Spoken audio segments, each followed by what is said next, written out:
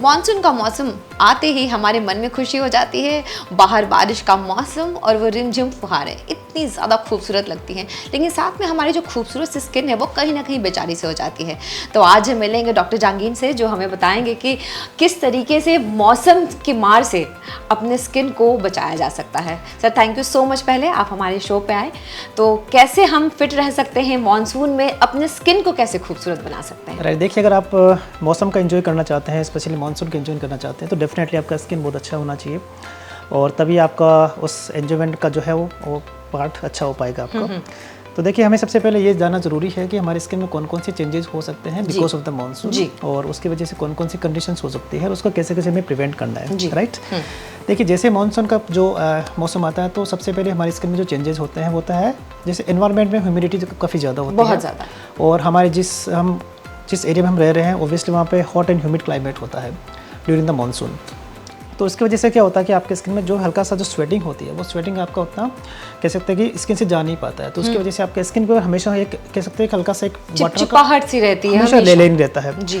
जरूरी नहीं कि आप हमेशा पानी के अंदर भिगो और उसके बाद आपकी स्किन कंडीशंस बने, लेकिन होता क्या कि हमारा जो जनरल जो आपका स्वेटिंग होता है वो भी आपके स्किन को ज़्यादा स्वेटिंग कर सकता है या फिर वहाँ से ज़्यादा वाटर लेवल हो सकता है। तो उसकी वजह से आपके स्किन में 2-3 चेंजेस होते हैं। तो फर्स्ट चेंज होता है कि आपके स्किन के अंदर रेशेस बनने के चांसेस रहते हैं जी। अगर आपका स्किन ज़्यादा सेंसिटिव है और आपका स्किन उतना कह सकते हैं कि ज़्यादा हार्ड नहीं है, हार्ड मतलब हार्डनिंग इफेक्ट नहीं है स्किन के अंदर, तो डेफिनेटली आपको रेशेस होने के चांसेस रहते हैं। सेकेंड होता है कि अगर आपके स्किन में ह्यूमिडिटी ज़्यादा है या फिर नमी ज़्यादा है स्किन के अंदर तो ऑब्वियसली आपको इन्फेक्शन होने के चांसेस बहुत ज़्यादा होते हैं। जी सही कहा, जैसे कि बैक्टीरियल इन्फेक्शन या फंगल इन्फेक्शन होने के चांसेस ज़्यादा होते हैं। एंड बैक्टीरिया की बात करें तो ऑब्वियसली अगर आपका स्किन उतना अच्छा नहीं है और नमी ज़्यादा है स्किन के तो डेफिनेटली कुछ चेंजेस होते हैं जिसकी वजह से आपका बैक्टीरिया का इन्फेक्शन भी होने के चांसेस होता है, जिसको बोलते हैं हम फोलिकुलाइटिस। राइट, और जो टीनेजर्स होते हैं बेसिकली उनमें क्या होता है कि आपके स्किन के अंदर बैक्टीरिया जो कि पिंपल्स बनाने वाले बैक्टीरिया होते हैं वो उनकी मात्रा बढ़ जाती है, उनके नंबर ऑफ बैक्टीरिया बढ़ जाते हैं, तो उसकी वजह से उनके इन्फ्लामेटरी पिंपल्स, सूजन वाले पिंपल बनने के चांसेस ज़्यादा होते हैं।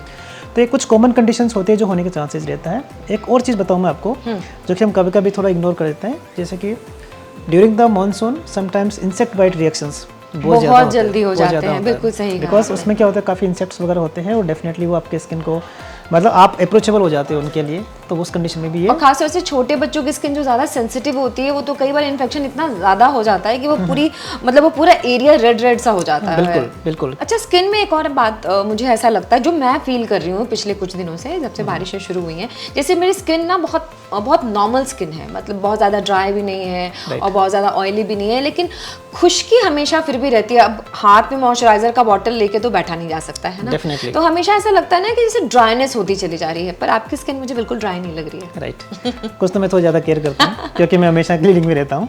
एनीवे आपने सही बताया कि देखिए स्किन कंडीशन पे डिपेंड करता है। कभी कभी हमारा स्किन होता है किसी एरिया पे आपको ज़्यादा मॉइस्चराइजर की नीड होती है, ओके, जैसे कि आपका हैंड्स, फीट या फिर ऐसे एरिया जो ज़्यादा फ्रिक्शनल वाले एरिया होते हैं वहाँ पे ज़्यादा नीड होती है। वो पर्सन टू पर्सन वेरी कर सकता है, बट इन जनरल मैं बताऊँ आपको कि अगर मानसून के टाइम होता है तो आपको एक लोशन बेस्ड मॉइस्चराइजर हमेशा पास में रखना चाहिए, not that much cream based. Cream होता है वो ज़्यादा स्टिकी हो जाता है, ऑयली होता है, तो उसकी नीड नहीं होती है। आपको एक नॉर्मल सा हाइड्रेट करने वाला मॉइस्चराइजर की नीड होती है, ओके।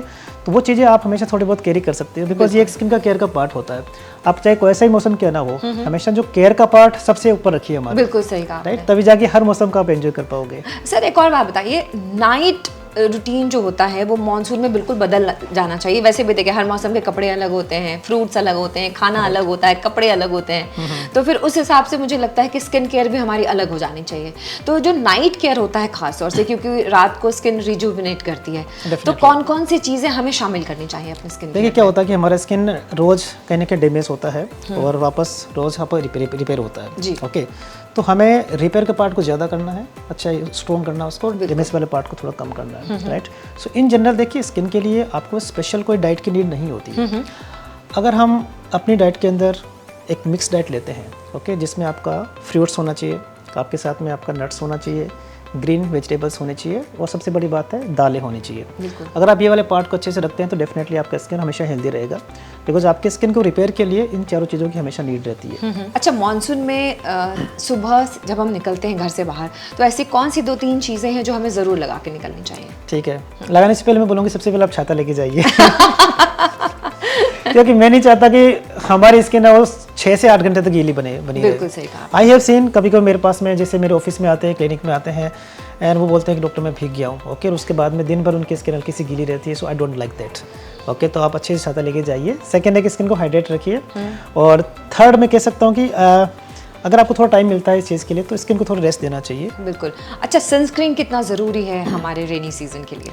अच्छा, एक हाँ, सनस्क्रीन की बात हुई तो मैं आपको एक बात और बताना चाहता हूँ कि देखिए, ऐसा नहीं है कि अगर ज़्यादा धूप नहीं है तो आपका सनस्क्रीन ना, वो आपका स्किन टैनिंग नहीं होगा। बिल्कुल सही कहा, राइट। आपका जो यूवी रेडिएशंस होती है, और यूवी ए और यूवी, वो आपके जो क्लाउड है उसको भी पेनिट्रेट करके आपकी स्किन तक आ सकती है, ओके। तो आपका स्किन है वो टैनिंग हो सकता है, ओके।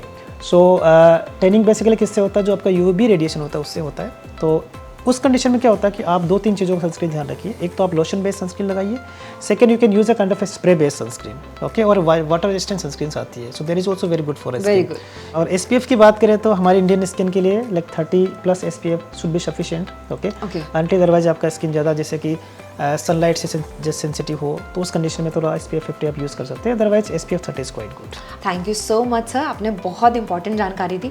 तो सुन लिया ना आपने, मॉनसून में आपके स्किन को अच्छा बनाने के लिए, खूबसूरत बनाने के लिए बहुत महंगे महंगे क्रीम्स की ज़रूरत नहीं है। और हाँ, जब भी घर से बाहर निकले सनस्क्रीन लगाना आपको बिल्कुल ही नहीं भूलना है, चाहे बारिश ही क्यों ना हो रही हो। तो हम फिट हैं तो इंडिया हिट है ना। आपको ये एपिसोड ज़रूर अच्छा लगा होगा। इसके अलावा आपको हमारे एपिसोड्स में क्या देखना है प्लीज़ कमेंट में बॉक्स में ज़रूर बताइएगा, और हमारे वीडियो को लाइक शेयर ज़रूर कर दीजिएगा।